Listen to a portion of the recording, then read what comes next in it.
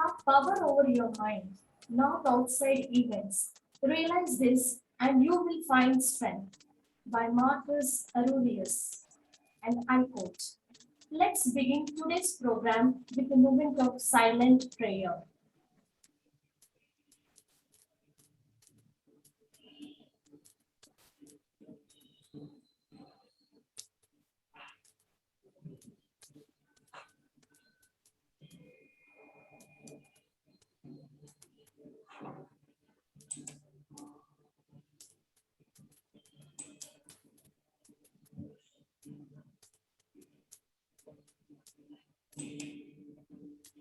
Thank you all.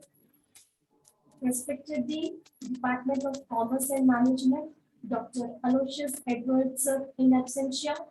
Respected HOD, Department of Commerce, Professor Vijay Kumar, sir. Respected Coordinator, Department of Professional Accounting and Finance, Dr. Annie Stephen, ma'am. Respected Speaker of the Day, Assistant Professor, Department of Commerce, Kristu University, Professor Rishikesh, sir, dear colleagues, and my dear students. A very good afternoon to one and all present. Today, we, the Department of Professional Accounting and Finance, virtually joined to have a guest lecture on Digital Sabbath. Digital Sabbath is a practice where one day in a week trying to avoid digital technology. The goal is to lower the screen time and to have a quality personal time. Digital Sabbath is unique, liberating, and it's like walking into the fresh air. Let's hear from the speaker of the day. And now I welcome Professor Nitty Anthony to deliver welcome address. Technology is a useful servant, but a dangerous master. A very good afternoon to one and all. It's my pleasure to welcome each one of you to this virtual guest lecture on Digital Sabbath. We are extremely honored to have Mr. Rishikesh K.B., Assistant Professor, Department of Commerce, Kristu University, Bengaluru, as a resource person. Sir is an alumnus of prestigious Delhi School of Economics and qualified MCom, MBA, MPhil, and also qualified UGC NET in Commerce and Management. Sir has worked in various positions in different institutions like FIMS, Providence College, and as a Senior Research and Publication Associate at IIM Kolkata.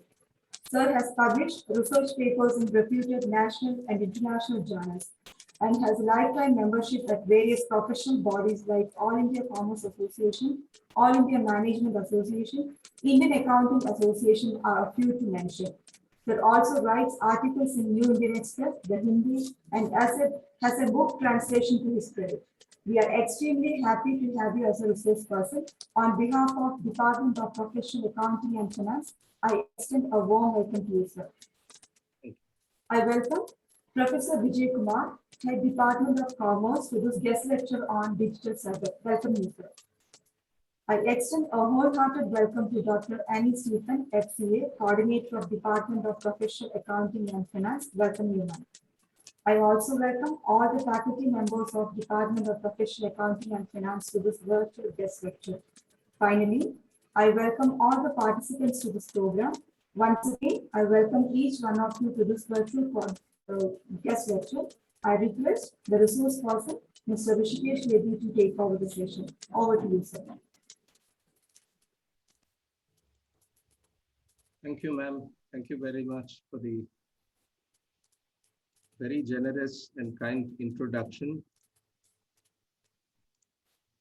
Let me just take a minute to share my screen. Let me know once it's done. Are you able to see my screen? Yes, sir. Hello? Yes, sir. Yes, sir. Yes, sir. Yes. Thank you. Okay. So once again, I really appreciate the trust and the confidence that you've reposed in me. And because you have decided to spend about 1 hour or sometimes even more for today, not just you, I can see a lot of faculties, around about 450 students too, which is decided to spend this evening. So it's a great responsibility.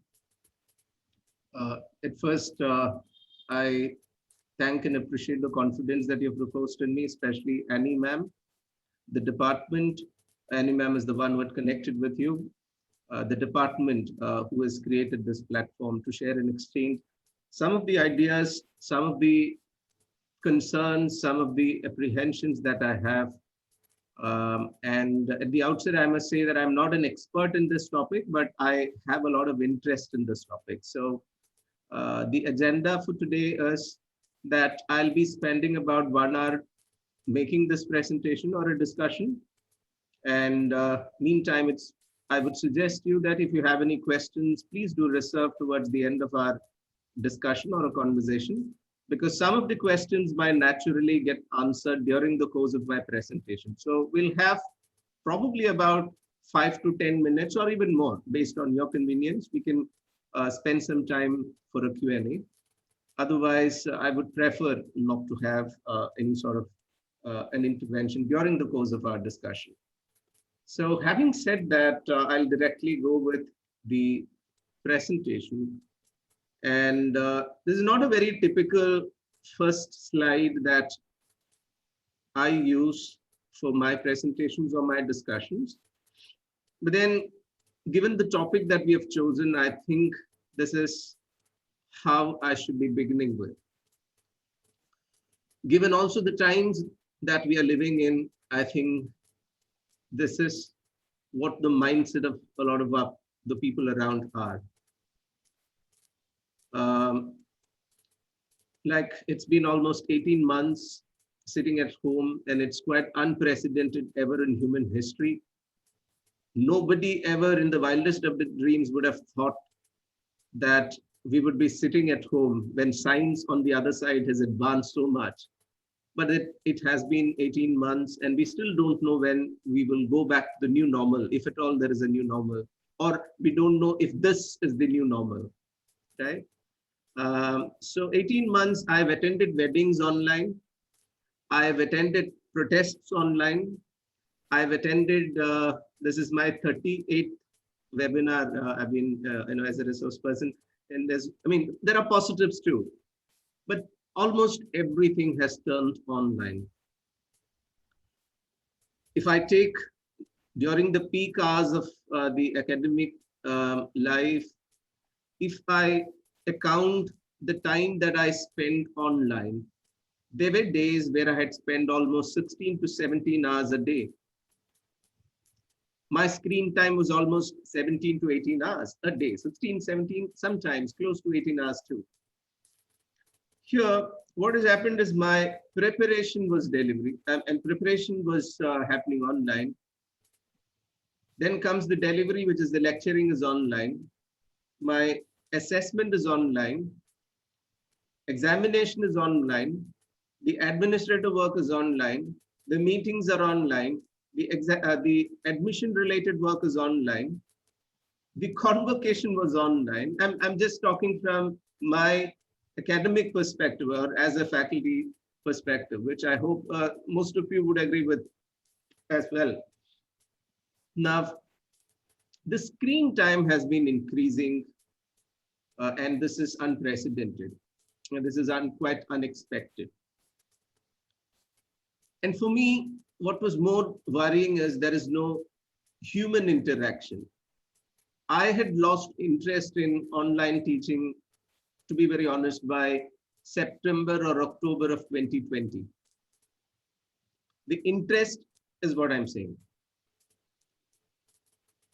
Interest towards the transition which took place. There were a lot of new tools which we had learned, a lot of new method of teaching which we had learned, which I would not have experimented this much of Mentimeter and so many other tools which we were introduced. And that excitement was there, for sure, that excitement was there. But later on, what had happened is, I don't know whether it is there, people are there on the other side or not. I am bored talking to the icons in the screen. I'm literally bored talking to, because I don't know whom I'm addressing. I don't know whether people are there on the other side, because everyone has found a loophole in the system. Students know how not to attend the classes. We have also kind of tried to figure out the strategies of minimizing the online presence. I've done this. Let me be honest. I've attended meetings while I was gardening. After a point, there's a limit that we can push ourselves. I mean, I thought this is an ideal slide which I can begin with. The level of frustration was so much that I started looking at alternative options. And that alternate options is what kind of ended up in this sort of a presentation, which, as I said, not as an expert, but out of the interest which I found in this topic, I'm presenting before you. So most of the ideas are not mine. I have borrowed it from a lot of literatures which I've come across. So I've given also due credit from wherever I've taken it.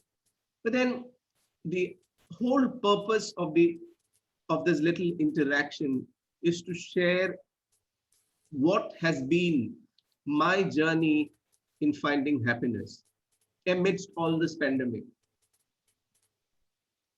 And to find happiness, what I did was, what is it that leads to happiness?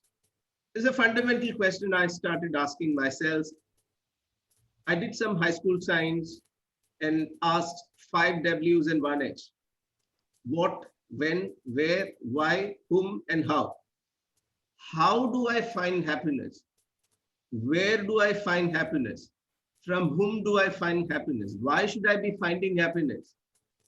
And that ended up in this presentation. And the high school science which I did, what I realized is there are 4 different chemicals which does bring in happiness. The first one is dopamine. The second is oxytocin. The third is serotonin. The last is endorphin. And it is that dose which does bring in happiness. So how do you find that dose of, or let's say the daily dose of those chemicals in our body?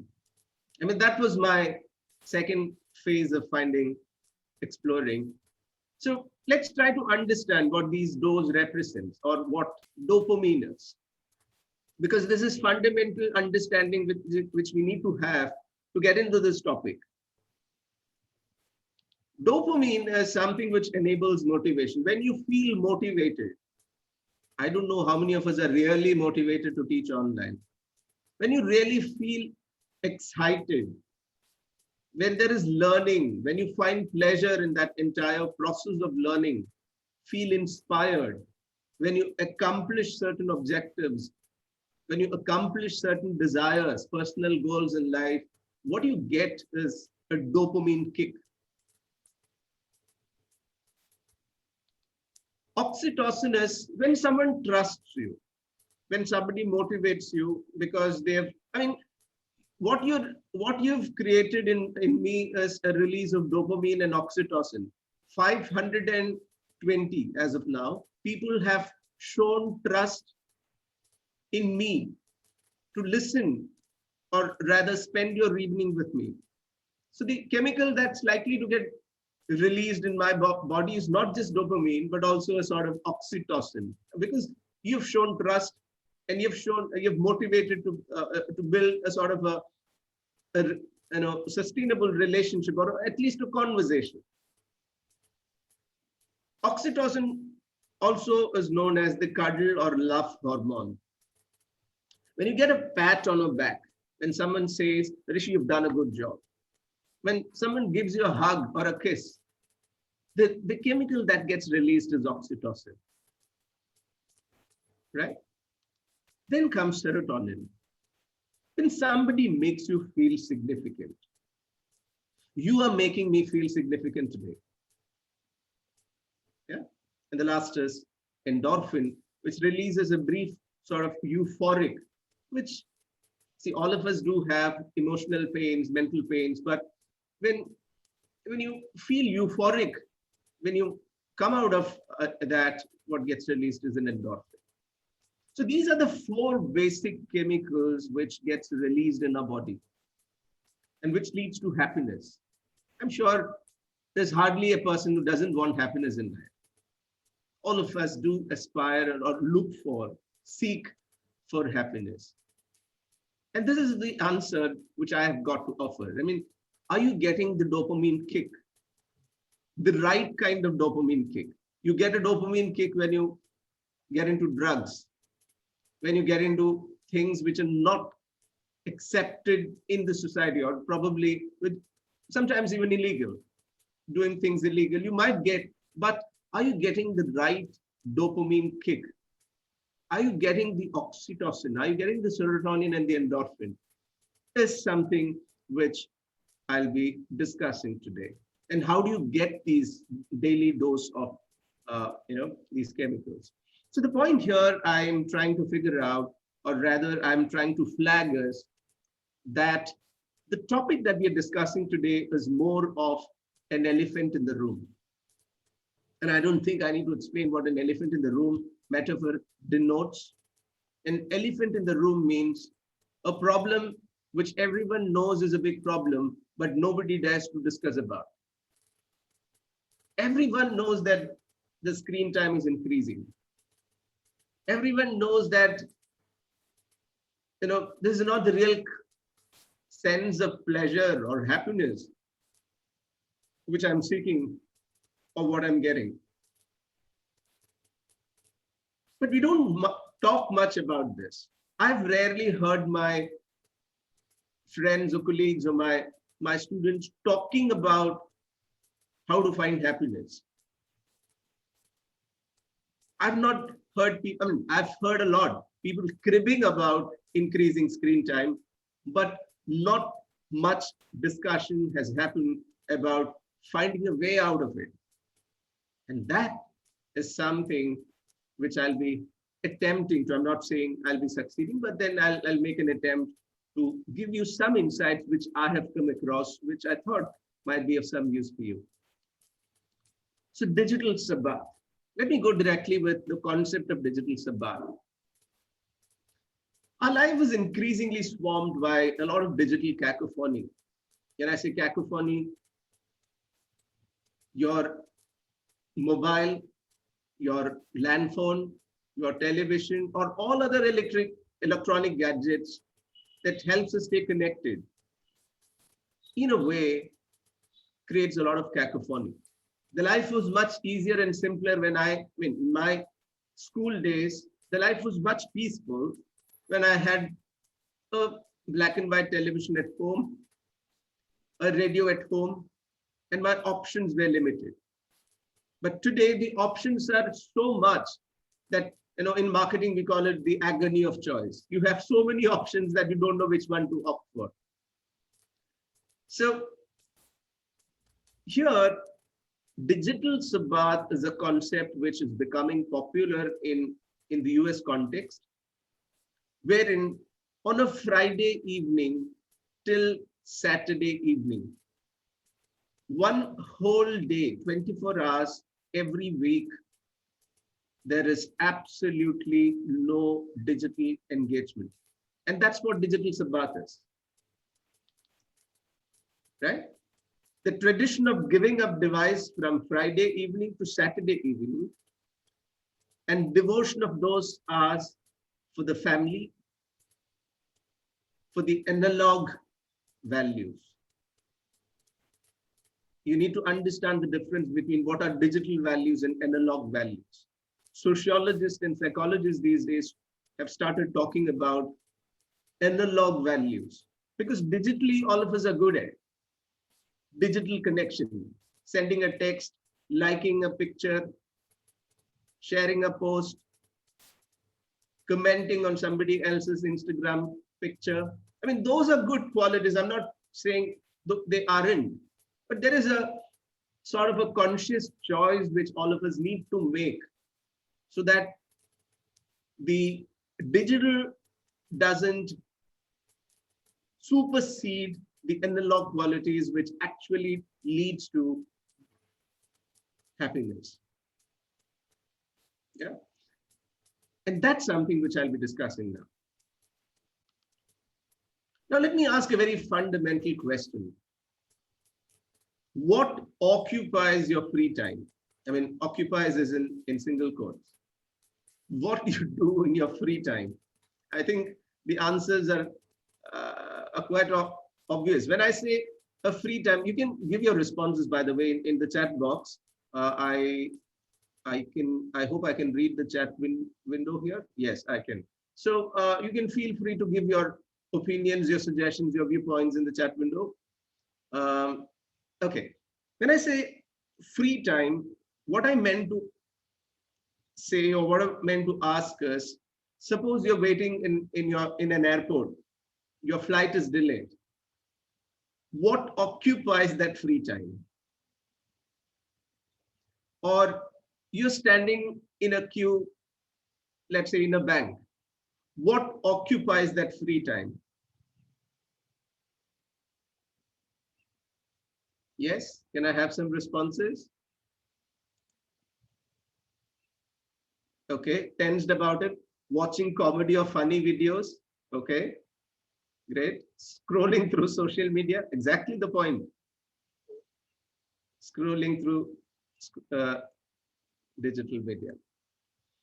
Now, that's where I said we are talking about an elephant in the room. We don't know how much time we end up spending online because our body is so much conditioned to the digital gadgets that we absolutely don't have any control. We are enslaved by these digital gadgets.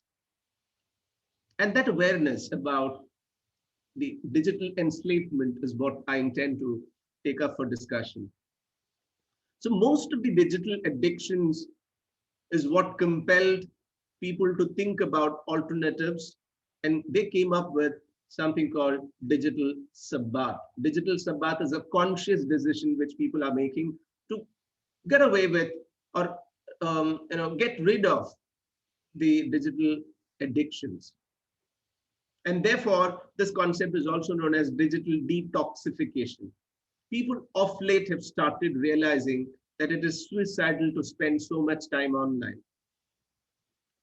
And this digital addiction or digital detoxification as a concept gained popularity more after the COVID-19 pandemic.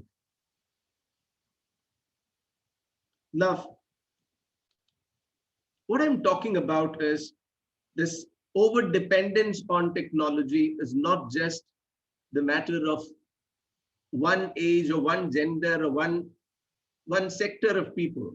It is all across people, but the intentions or probably the way people engage in is only different. And it's common. My dad, who is digital averse, or I would say technology averse, spends most of his time online today because he got that excitement of what this platform is.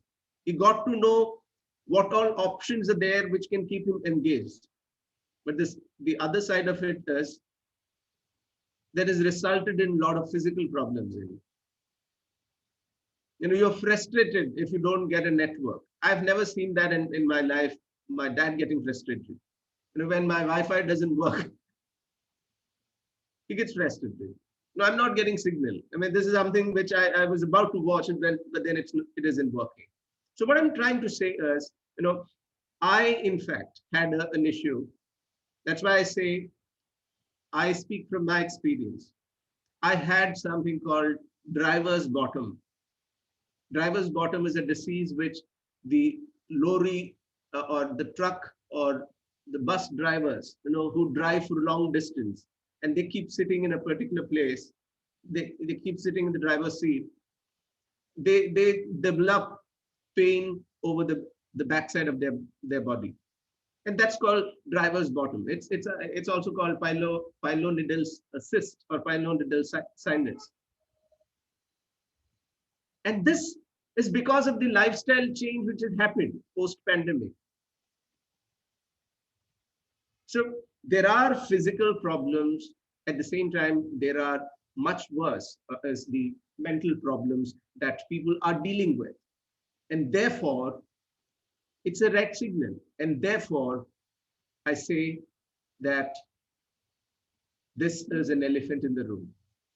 This is something that we need to discuss more about. Now, the current life that most of us are in is challenged by two things. One is, of course, the current pandemic and how much life has changed post-pandemic. And the second is, we are currently in the fourth phase of industrialization. What is fourth phase of industrialization? The first industrial revolution was steam engine. The second industrial revolution was electricity. The third industrial revolution took place after the advent of computers. Currently, we are in the fourth phase of industrialization where we have cyber physical systems. You have artificial intelligence, you have humanoids, you have self-driving cars, you have drones. Technology is advancing in the way in which it had not happened earlier. So both pandemic as also the industry 4.0 is bringing in a lot of new challenges for us. Why? If you're aware, Indus International School in Bangalore in 2019 September, they bought 4 robots to replace faculties, not very far from your campus, Indus International School. In I think 2015, I did a workshop for the entrepreneurs in Kerala, and it was at Sheraton. I was asked to go and visit the nearest HDFC bank. The organizers had asked me to go and visit the nearest Kalur branch of HDFC bank. And what I witnessed there is I was greeted by a robot. The front office manager is replaced with robots. Now, imagine there are 3,000 branches, 3,000 all across India. 3,000 front office managers have lost their job. So industry 4.0, of course, there are merits to it, but I'm only talking about the challenges that it has brought in, along with the challenges of pandemic. A lot of people are struggling to find or even retain their job because of the current pandemic. A lot of students initially, they were not getting their call letters, or they were not getting their appointment letters. They have their call letters, but not the appointment letter. The organization kept delaying it, saying that we don't require you, our business is down. And at a point, they had withheld the entire, the crisis is there on both sides. Life has changed quite a lot post-pandemic. And in short, what I'm trying to say is the challenges of pandemic and the challenges of the fourth phase of industrialization are pretty much equal, and it pretty much a point at which we need to discuss a lot about in our classes. I've slightly drifted from the topic, but I'll come back to it. Now, what I'm trying to say is 6th of August 1991 is considered a watershed year in human history. Because it is on 6th of August, this is what Google says, that internet became accessible for you and me. Till then, it was only with the American Army, US Army. But post 6th of August 1991, the local opportunities have become global, or the local and linear challenges and opportunities is now thrown open to global and exponential. Yeah. Why I've given you this background is, though internet was open only in 1991 for you and me, for all of us, by 1995, in a short span of 4 years, Ivan Goldberg, an American psychiatrist, had coined a term called internet addiction disorder. It just took 4 years. From 1991 to 1995, people had got addicted to the online platforms, to the internet at large. So that's the history of internet addiction disorder, or that's the rather the evolution of the concept of internet addiction disorder. It took just 4 years. And it was in 2009, and I think he also wrote, Ivan Goldberg had written a book, an article in the New York Times on 8th of March 1995, and that's when people started talking about addictions, digital addictions. And in 2009, Kimberly S. Young is the one who made it more popular in the research circles when she published this paper, The Emergence of a New Clinical Disorder. Psychologist and an expert on internet addiction disorder, and a lot of the studies in this domain. In fact, as I said, 1991, internet became accessible. 1995, Ivan Goldberg had coined a term called internet addiction. In 1996, the first research paper, which got published by Kimberly S. Young, made this concept popular among the research circles. But that's not the point. I mean, these are just theory part of it. What I'm more interested in is what had changed in the past, let's take past 10 years, is much more than what had changed the past 100 years. The pace at which the technology is changing and the pace at which people are getting used to technology is unprecedented, is unimaginable. If telephone had taken almost 70 years to reach 100 million users, Candy Crush or Instagram had taken less than 1 year. That's the amount, that's the pace at which the technology is evolving, newer platforms are evolving, and people are also getting addicted to these platforms. And you need to sensitize people about it. We need to sensitize our students. Probably also helps us in a self-reflection in how many platforms are we engaged? How much time are we involved in these platforms? And of course, there's no running away. There's no shying away from any of these platforms. You can't abandon any of these. But I'll use that word towards the end. I'm not asking you to abandon these, but something else. Yeah, let that be there towards the end. So I spoke about 4 phases from 1784 to, let's say today is 19th of August 2021. Things have changed a lot. We are currently in the 4th phase of industrialization, and only imagination is the limit. You have humanoids, robotics, augmented reality, big data analytics, drones, self-driving cars, and so many other things which are likely to increase our dependence or probably the enslavement in technology. But how is it that we make a sensible usage of these platforms, a conscious usage of this platform? That's something which we should be careful about. Now, there was an article which had come in the Times magazine long back, I think it was in the early 2000s, and the title of this magazine itself was Never Offline. And the article further says that ours would be the last generation to experience what is offline. Every newborn baby would be online. I mean, full-time exposed to online. If you know what has happened in Australia and Sweden, Australia is the first country to have microchipping in the newborn babies. Microchipping means you have a chip inserted in the body of a newborn baby, and this chip is a substitute for all the cards that we're having now. It could be debit, credit, ration card, PAN card. Only this chip is needed. Later, there was a further advancement of technology that tattoos can be, in the form of, or for chipping. Instead of chipping, you can just have tattoos, which will act as a substitute for chipping, which means ours would be the last generation to have experienced what is offline. So naturally, we can't run away from technology. We can't shy away. We can't abandon any of the gadgets that we are using. But how sensibly can we use? Or why should we use it sensibly? I'll skip quite a few slides. So the point here is we are connected through different platforms. We are connected using different gadgets. And I don't need to elaborate.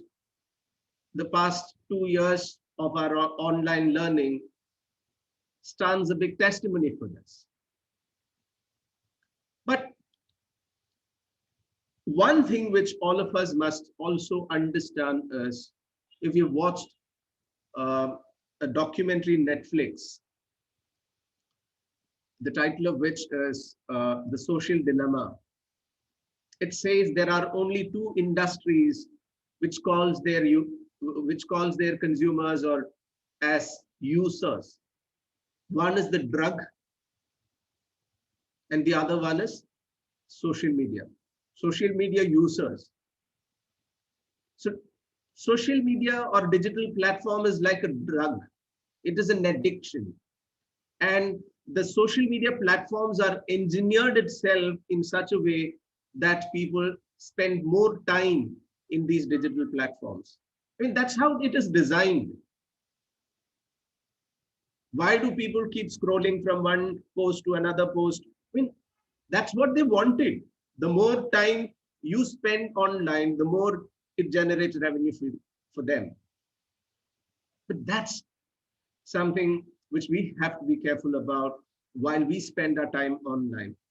So social media isn't a tool that's just waiting to be used. It has its own goals. It has its own means of pursuing them, of using our psychology against you, your psychology against you. Sorry. Why do people spend? I mean, the greatest source of social media is fake news and propaganda. Because most fake news would be either to polarize the minds, maybe on the basis of religion or on the basis of politics or region or gender. The trolls, the memes, all of those are designed itself in such a way that people spend more time on that, because they're using this psychology against you.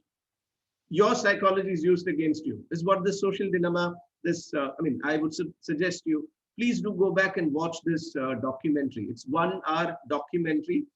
And all those people who have actually designed these platforms for Google or Netflix or Amazon are the ones, the engineers are the ones who quit that job and they did this video together. And they know the inside story. And that inside story is what is being beautifully captured in this 1 hour of documentary. Please do watch that. So my point here is, social media or any digital platform aims at using our own psychology against us, and it aims at positive intermittent reinforcement. When you pull down and refresh, it takes you to another page.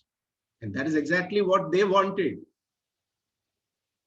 What all of these social media platforms want you to spend more time online. So your like, your comment, your everything is a source of an income for them, because all of those are data for them. Which place you go frequently, which restaurant you go frequently and tag your pictures is an information, is a data for the restaurant industry. Which are the places that you go for your vacation is a data which is getting captured. I mean, these are not free services. When something is offered online for free, it comes with a cost. And that cost is your privacy, and that cost is a lot of other things which we'll be discussing. Your physical and mental issues also, which comes because of your overindulgence in these platforms. Now, if you look at how YouTube is designed, before a video ends, it suggests you to the next one. And that is exactly what they want.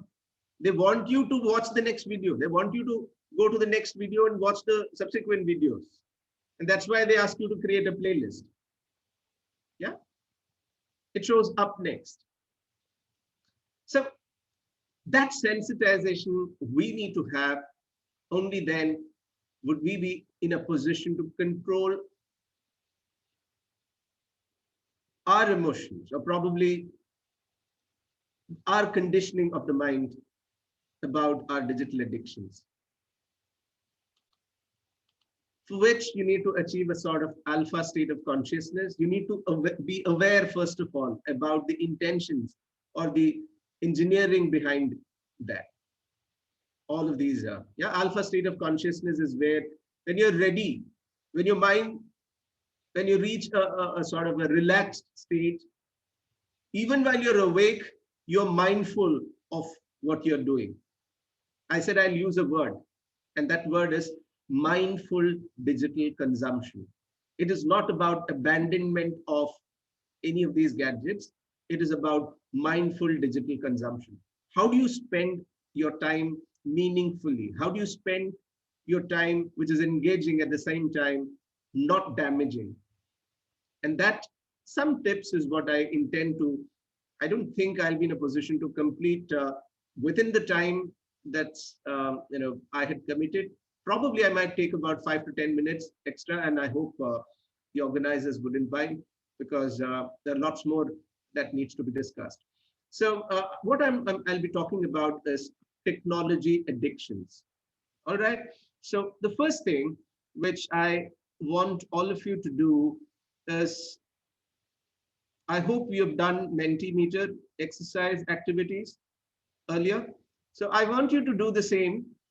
Use the Menti code 35600014. First, you need to log into www.menti.com and use the code 35600014, and then respond to this question. What, according to you, are your tech addictions? What do you think is a tech addiction? Because I've got a lot of things to share, but I want you to get that from you at first, and then I'll be sharing my points. What, according to you, are your tech addictions? See, once you enter your response, it will appear in the screen. So please do give it an attempt. I'll repeat the process again. www.menti.com, menti.com. You need to log in and then use the code 35600014. It is displayed in the screen, in my screen, and respond to this question. What for you is your tech addictions? Can I have some responses? At least one or two if I can get, so that I can proceed further, which I think will also give me a bit of a break.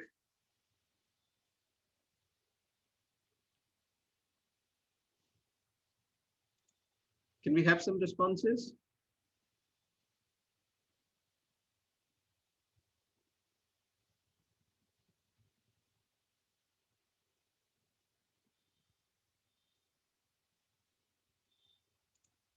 Hello?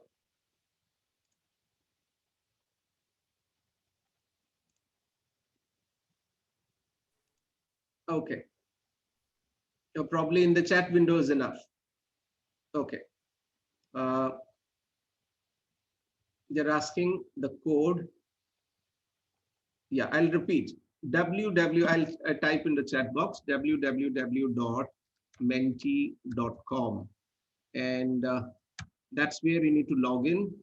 And let me just check what is the code. 3560 3560 0014.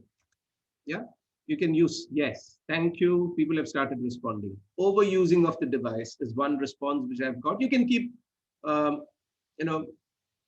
you can keep entering your responses, and also get to see what other people are responding.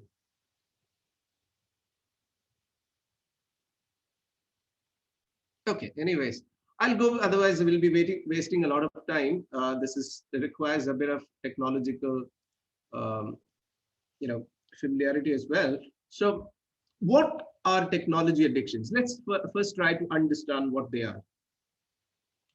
Number one, of course, this is something which is common, the addiction to mobile gadgets. In fact, mobile has become an extended organ of our body, right? Wi-Fi is yet another addiction. People say you can live without a wife, but not without Wi-Fi. And that is the amount of dependence, over-reliance that we have. I still remember in 2015, during the convocation, one student was selected as the best student in campus, and he was giving his Thanksgiving address, and in which he said, "I thank my parents, I thank my batchmates, I thank my teachers, I thank SlideShare, Wikipedia, Google, because those were the sources from where he did his assignments. So I thank them too," which is a hard reality. Can you imagine a world without Google? Google, without your mobile, without Wi-Fi. So there are several addictions that we need to be. Another is social media addictions, Facebook, uh, Instagram, Twitter. Now, that's what I'll be spending time more about, uh, to discuss what are the different addictions. Let me just quickly go back if someone has responded. Yeah, only one. Yeah, social media I've got, mobile phone I've, oh, so many have responded. Thank you. Thanks for that. Some people say games on the phone, watching series, agree. Gaming addictions, mindlessly streaming. There is media tech, television, mobile, porn. Great, wonderful. I mean, this is exactly what I was about to discuss. This is exactly what I wanted to discuss in this, because you know what your addictions are, but are you doing something about it? That's the larger question, right? Okay. Now, technology addiction is also known as internet addiction disorder, or internet use disorder, which I had already mentioned earlier, and this was coined by uh, Ivan Goldberg, and he said it's not just social media usage, video games, cyber sex or online pornography, online gambling, excessive texting, social media usage, online shopping. Nobody mentioned about that. Online shopping is also a sort of an addiction. And smartphones overuse. So there are several things which come under technology addiction. And this addiction can range from moderate to severe. And if it's mild, it's okay. I mean, that's controllable. And if you're aware, self-aware of the time that you're spending, that is okay. But if it's anything moderate and above and severe, I think those are points which we need to hammer. So how is it in the past couple of years that our digital habits have changed? I came to Bangalore in 2010. I joined Christ in 2010. And I used to go for a lot of live concerts and a lot of music events, cultural events in Bangalore. But one major shift which had happened since 2010 to 2020 is this. Earlier, when people used to attend concerts or live events, they just listened or enjoyed that moment. But today, people record it for further reference. I mean, it's not that moment they are worried about, people are worried about. It's about capturing that moment. Yeah. So that's a fundamental shift which has happened 2012 to 2021. Today, a lot of our habits, a lot of our digital practices have changed. That's point number one. Second, a very fundamental question. What is it that you do when you wake up? What do you do when you first wake up? Can I have a response? Social media addiction? Social media addiction? No, sorry. What is the answer that coming up in the chat box? Okay, check the phone. That is exactly what research also says. Now, there is a research done in US which says 4 out of 5 check their smartphone within the first 15 minutes of waking up. And it varies to the age group too. 89% of the people reached for the phone within the first 15 minutes, especially the students of your age group, 18 to 24-year-olds. 90% of them, the first thing to do is reach out to the mobile phone. Now, what about the last thing to do? Not very different. You go to bed carrying your mobile, but there is a problem there. There are blue rays which gets emanated out of it, or it comes out of blue rays, and this blue rays would make the brain think that it is still a daytime.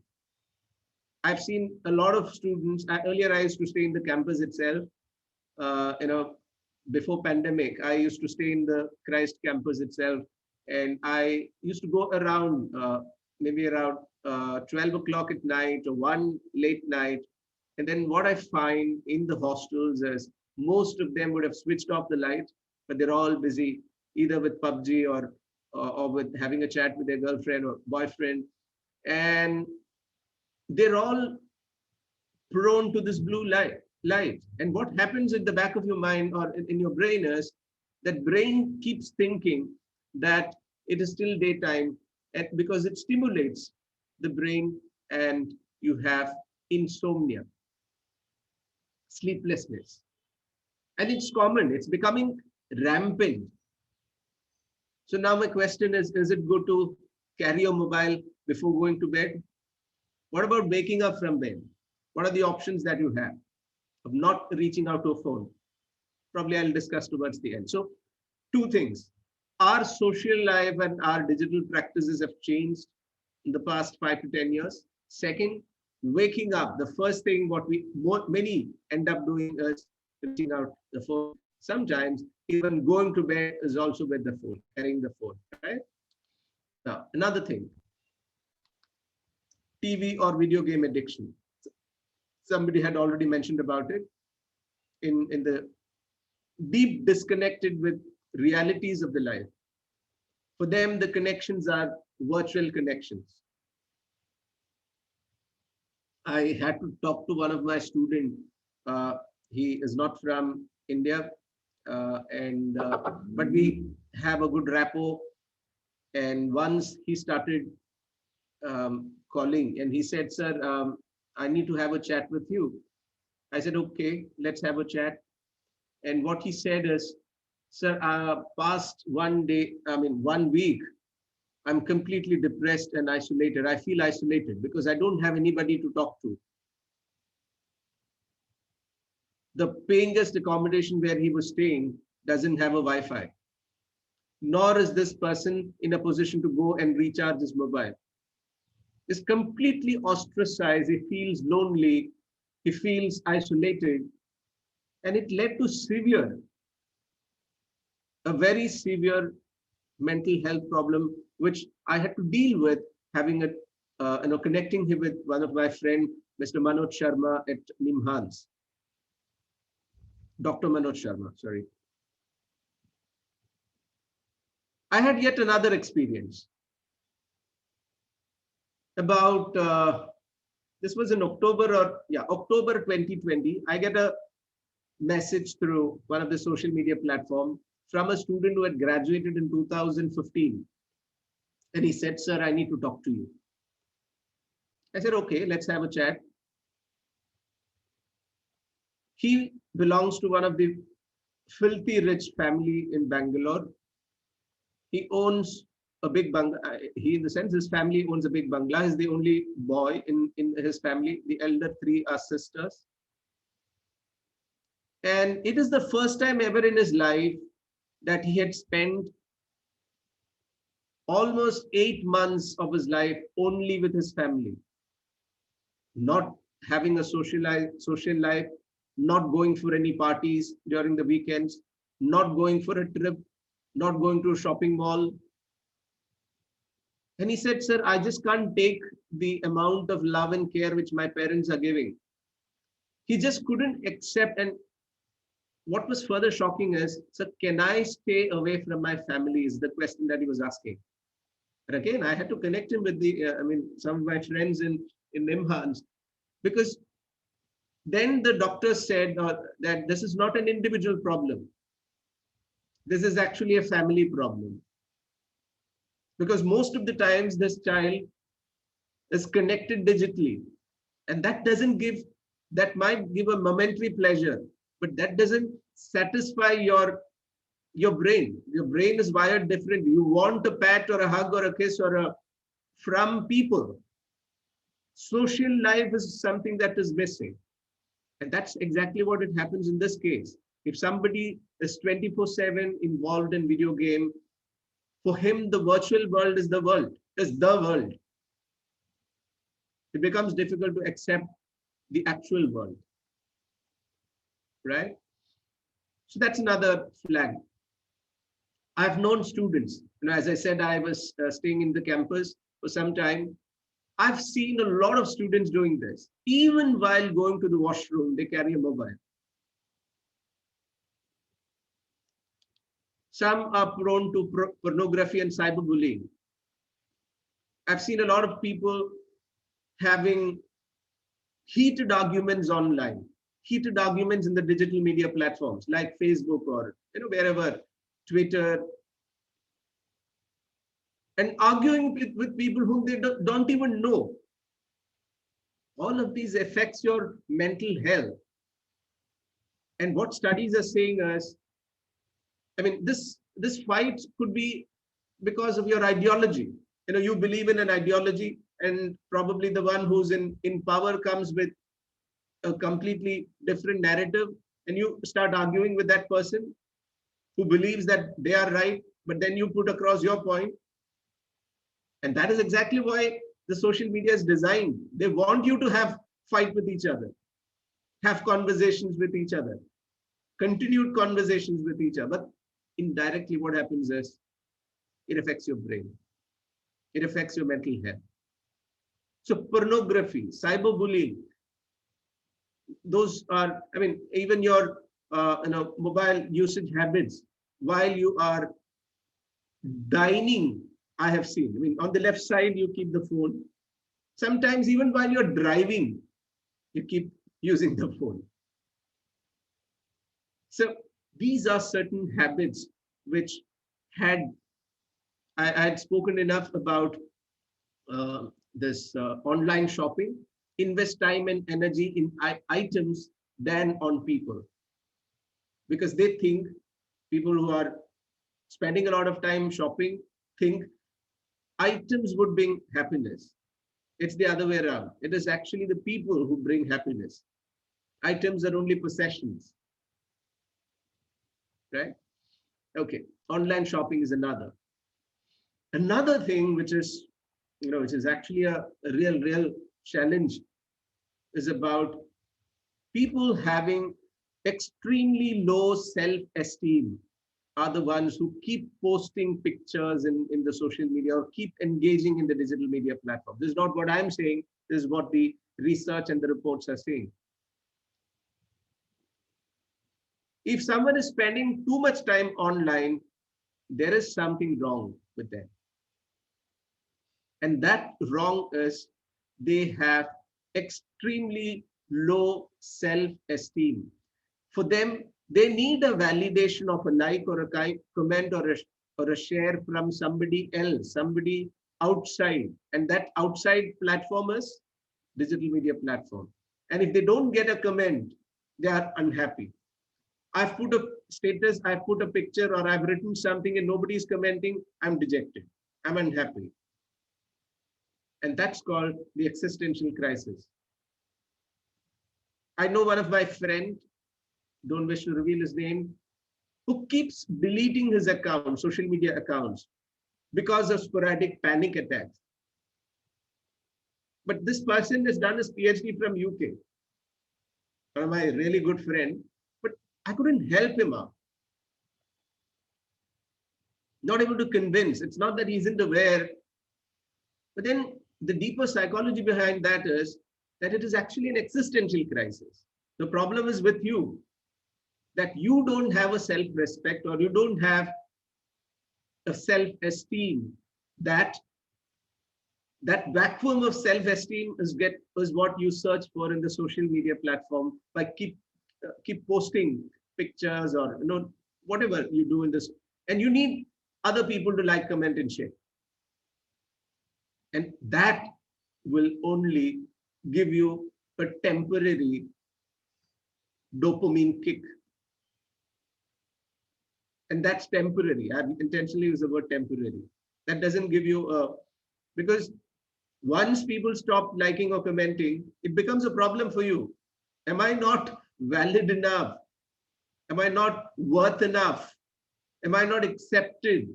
I mean, these are the kind of questions people normally tend to ask. Another thing, self-interest syndrome. This is a new disease which had evolved.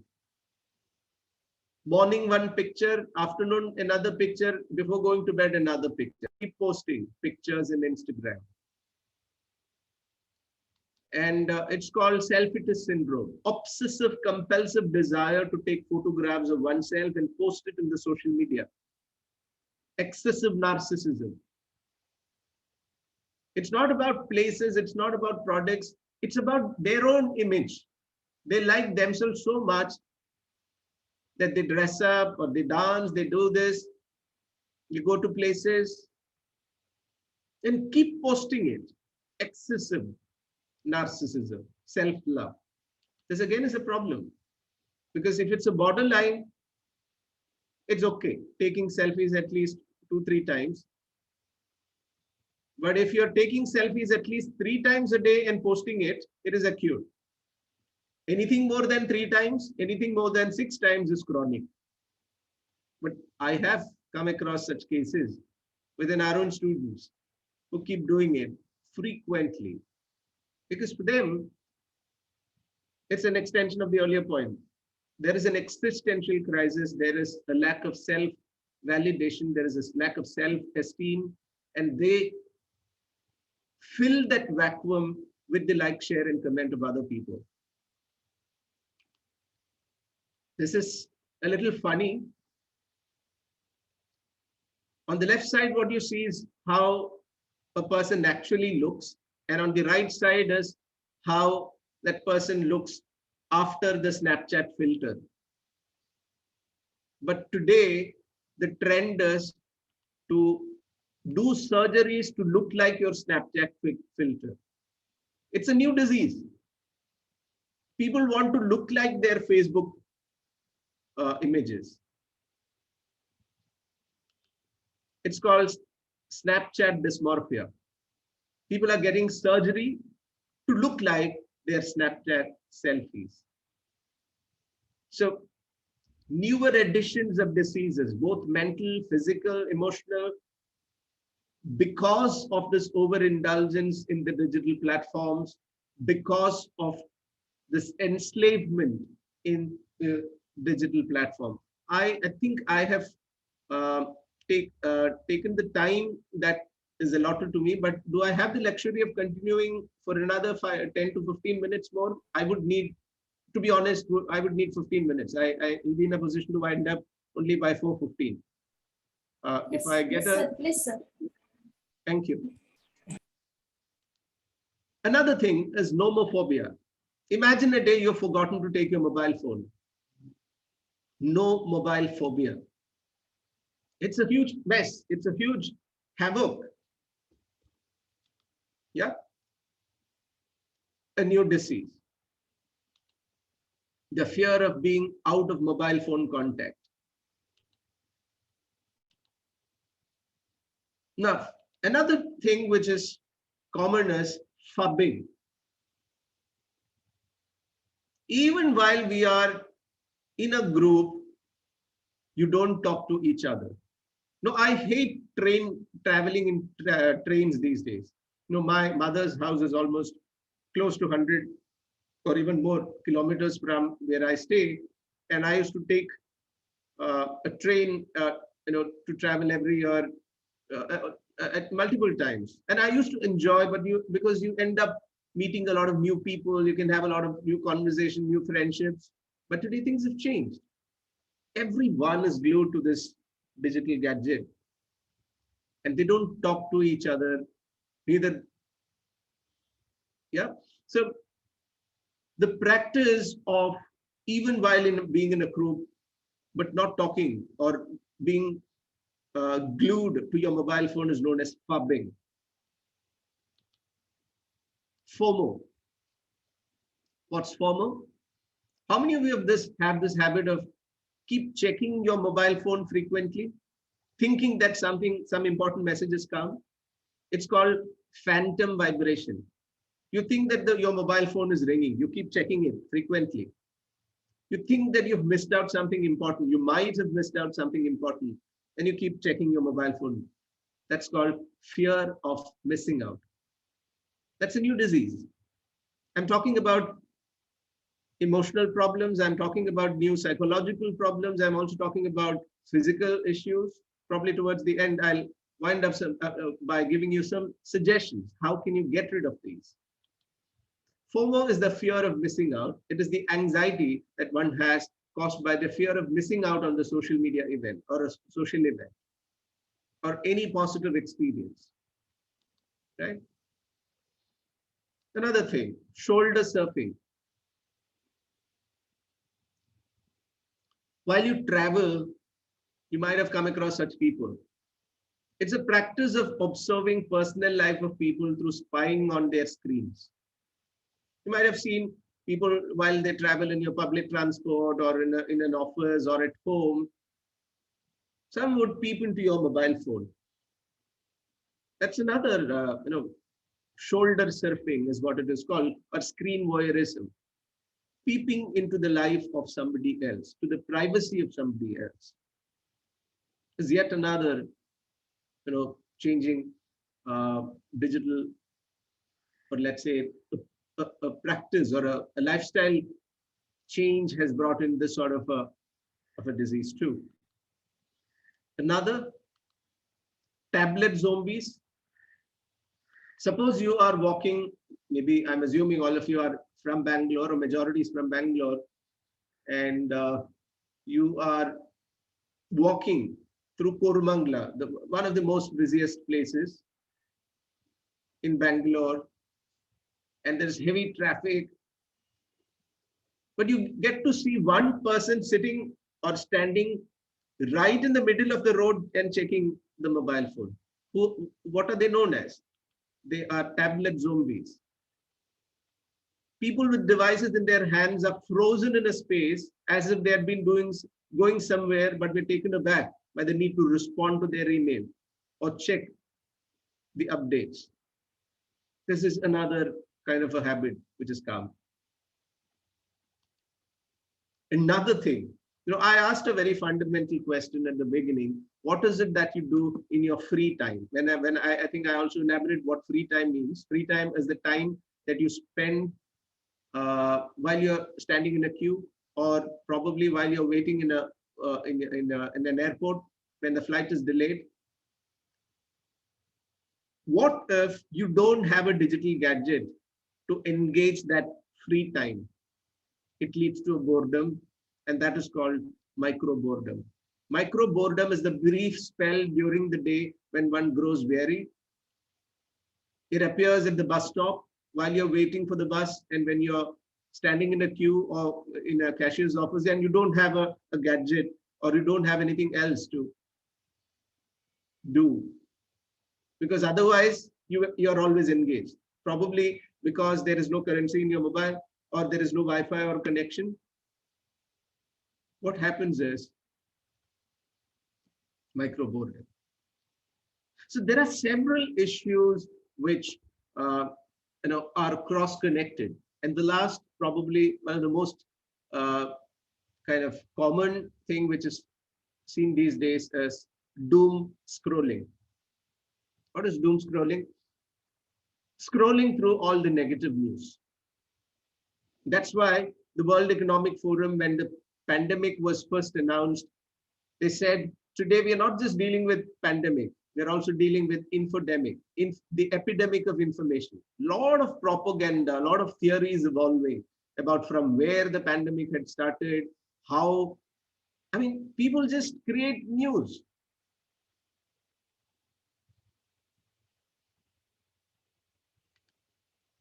And one keeps searching the news as well, looking for most recent upsetting news about latest catastrophe. The amount of times doing this is directly proportional to how much worse you feel thereafter. You spend a lot of time online reading all these negative news, but later on you regret.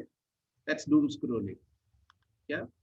So doom scrolling is another sort of. So what I'll now do is go with some little bit of activities and make you sensitized about what are the options to get out of these kind of addictions. I'll skip quite a few slides. This is a small list of things which Hilary Cash, she had also done a lot of research on addictions and was trying to identify what are addictions. Number one, compulsive checking of text messages. If you're doing it, you are addiction. You're having digital addiction. Frequent changing of Facebook or social media status. If you're doing it, you are having an addiction. You feel euphoric only while you're on the web. Otherwise, you're disappointed. If that is a feeling that you have social withdrawal. You prefer not to be in a social group, but always prefer online, not the offline meetings. You don't go to a marriage or a birthday party. You prefer watching it online, or you prefer doing some other things online. Loss of interest, feeling of restlessness, feeling of anxiety, insomnia. The last is dishonesty about the usage. You spend a lot of time, but you lie about your internet usage. You hide it from your parents, you hide it from your friends. If you're doing that, these are all symptoms of addiction. Now, let me quickly list out something very similar. Kimberly Young, as I said, is the most authentic person to have done a lot of research in this, and she has identified a lot of things. Feel preoccupied with the internet, feel restless, pretty much similar to what we had discussed earlier. And she says, if out of these, any 5 you are prone to, you are in deep addiction. It's time that you start thinking about alternate solutions. Yeah. Now, what I was till now talking about is the physical problems as also the mental problems. The physical problems are like weight gain or weight loss. People gain weight if you're spending a lot of time without any physical exercise. Another one is carpal tunnel syndrome. Because of the excessive usage of your mobile, what is this known as? Yeah, mouse. This part of your vein and the cells gets damaged. The nerve also gets damaged. And recently in March, we were asked to report back in the campus. And I saw 3 faculties wearing braces, and all of them were having carpal tunnel syndrome because of excessive usage. They're all good with research and they've been doing the work online, and it led to carpal tunnel syndrome. Headaches, backaches, neck ache, dry, red eyes. In addition to that, anxiety, depression, bipolar disorder, narcissism, excessive self-love. All of these are interconnected, is what I'm trying to say.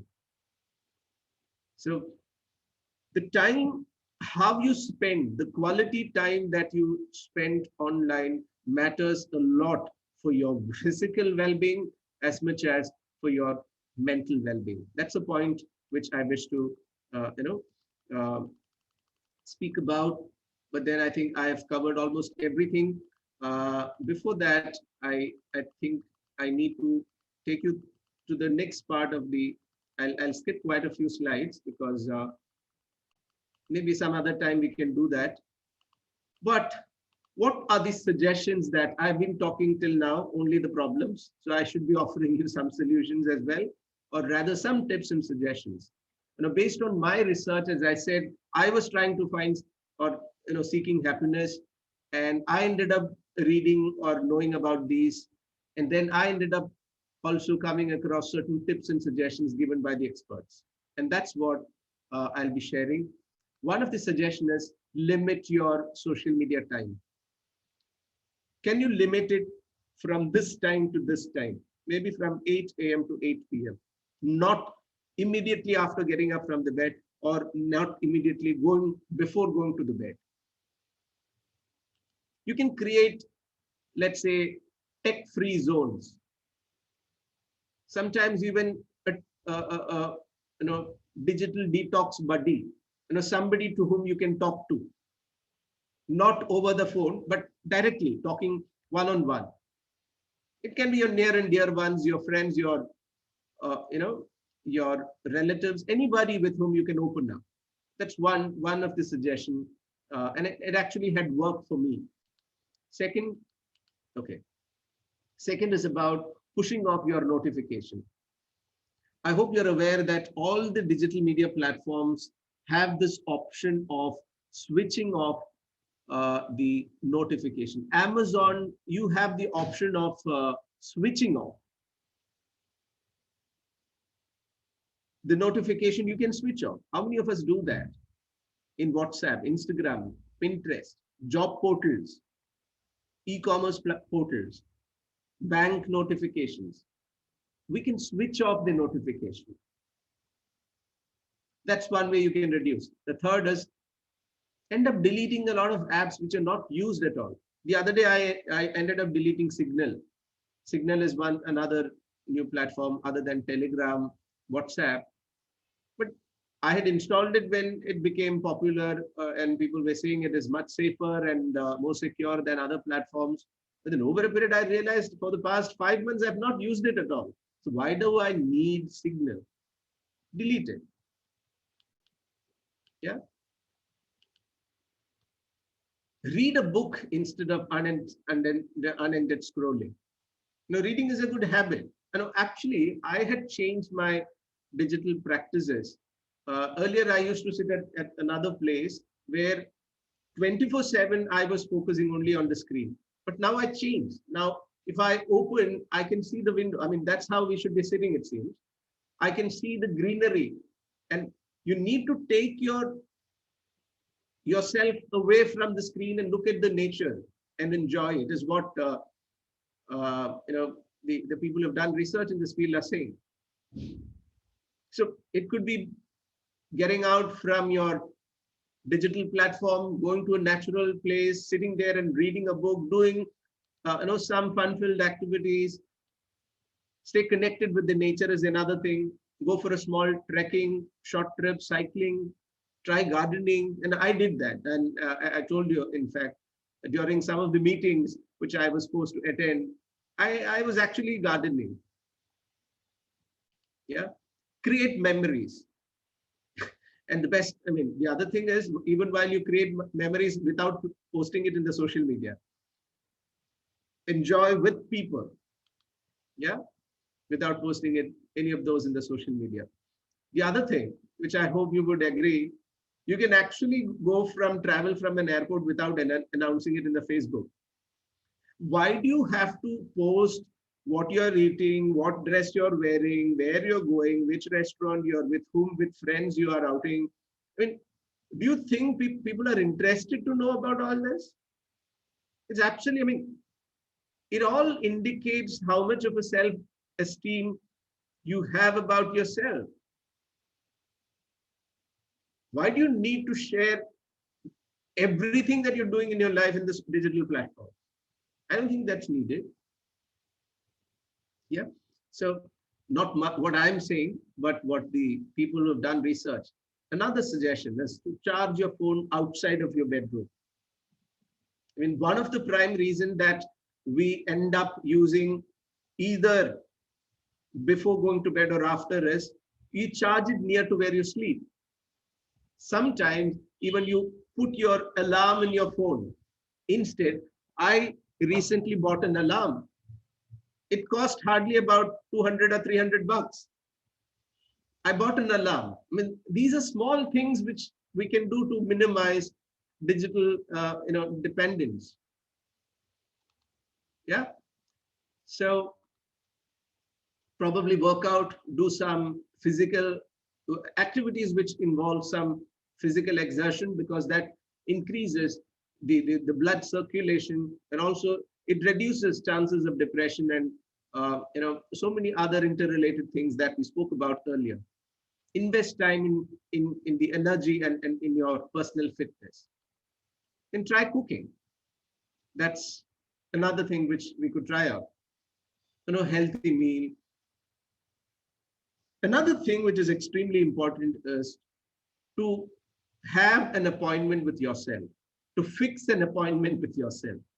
Have some me time with nobody else, including your own parents or your own partners. Some time that you can devote only for yourself. Yeah. Yoga and meditation. It works for some people. I would suggest that too. If you think that works for you, you can try out that.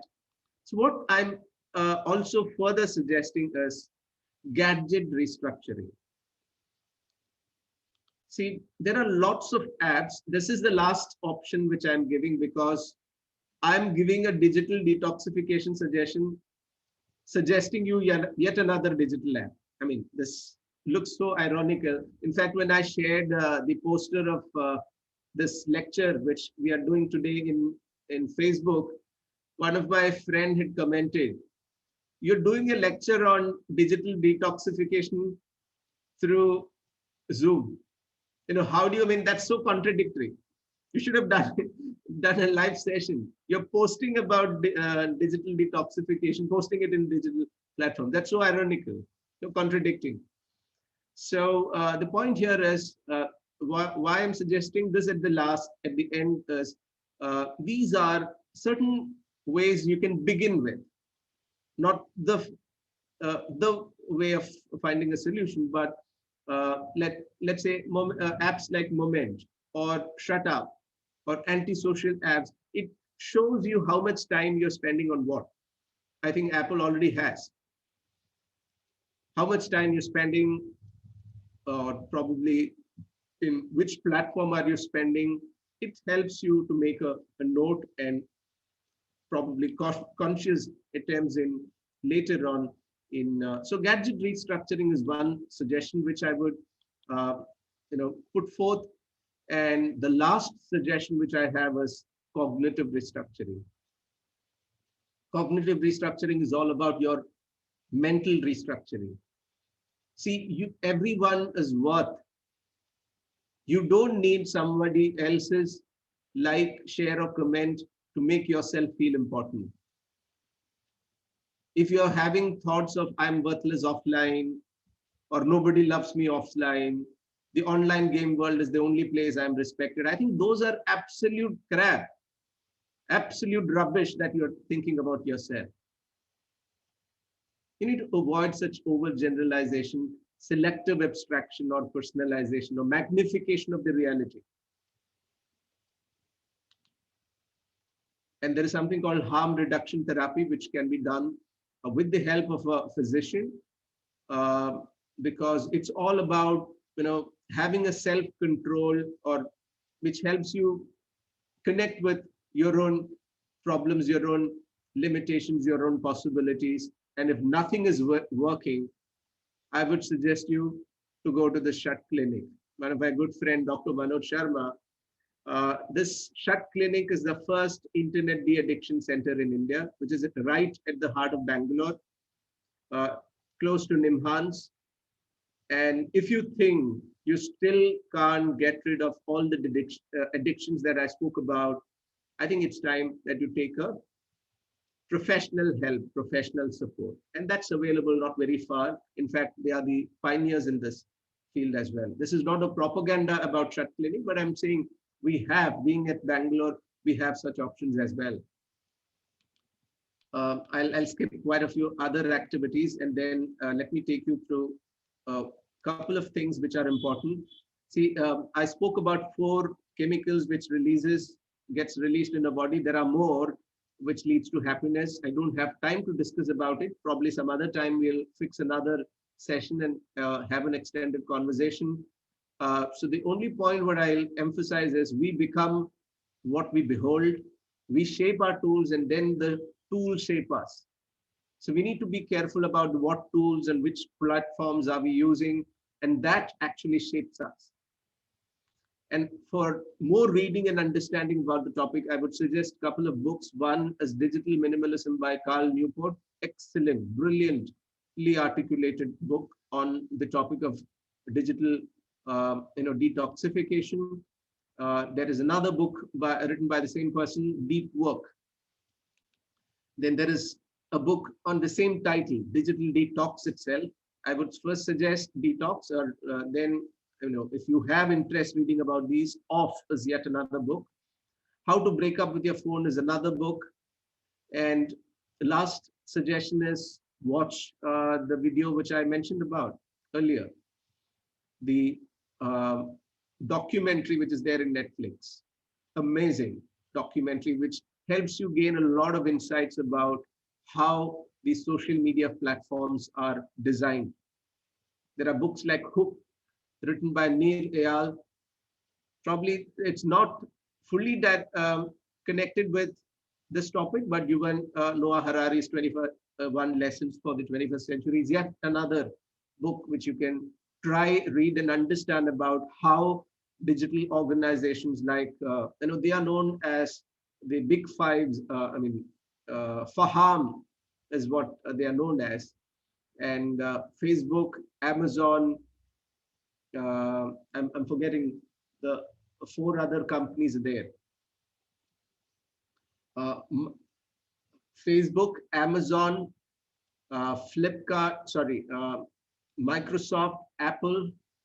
These are 4 or 5 companies which decides what you should be, knowingly or unknowingly, we are enslaved by it. And he's beautifully articulated that in this book, 21st Lessons for the 21st Century. And there is a book by Shoshana Zuboff, a Harvard professor, The Age of Surveillance Capitalism. There are books written like Filter Bubble, and the one documentary which I would again suggest is The Social Dilemma.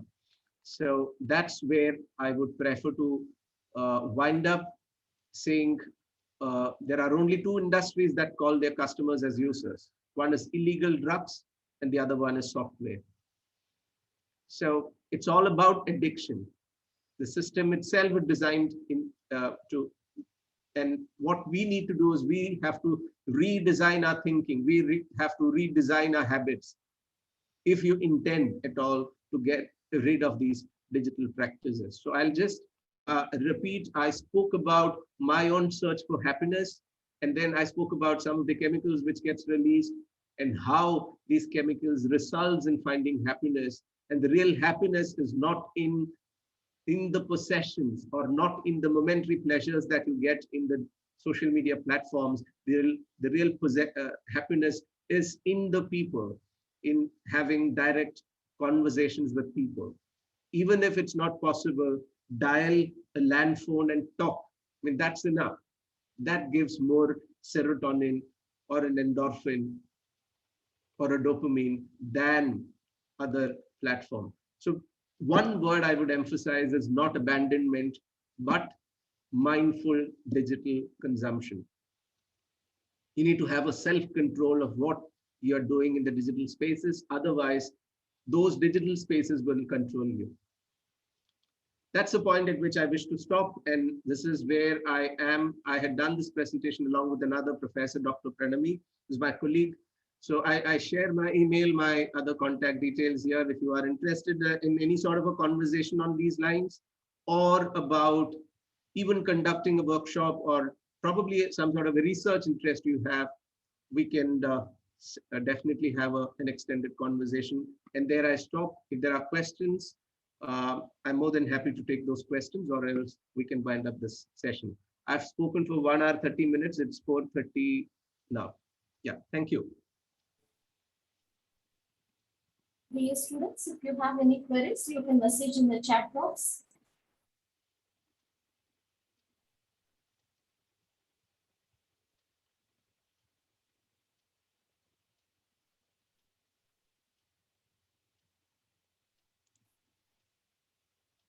Thank you, Professor Rishikesh. The way you brought out the actual reality, what we are facing and how to handle and overcome the problem of digital addiction and how to spend time meaningfully without damaging ourselves. Thank you so much for your insight and a wonderful presentation on the digital Sabbath.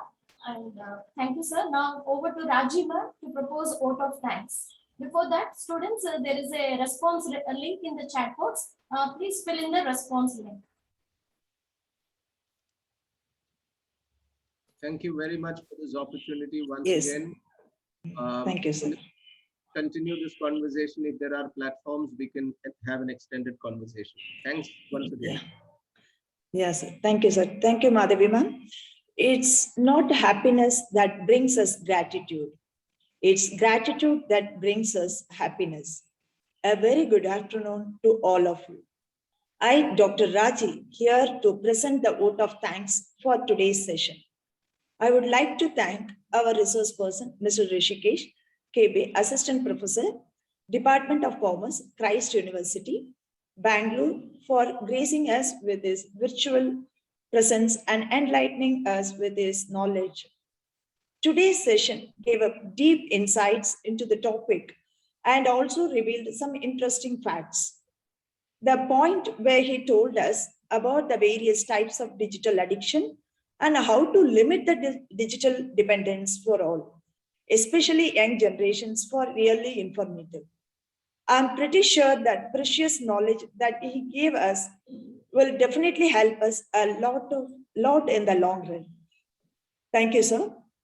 I thank our HOD, Professor Vijay Kumar sir, and I would like to thank our coordinator, Department of Accounting and Finance, Dr. Annie Stephen ma'am, organizing committee faculty members, and who really worked hard to make this event successful.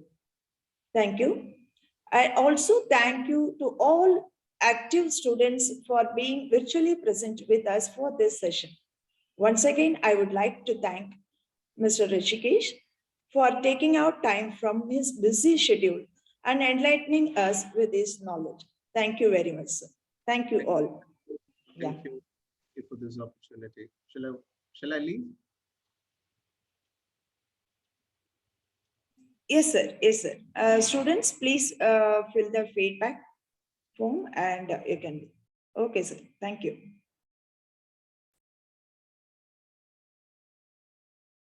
Kiran sir is there?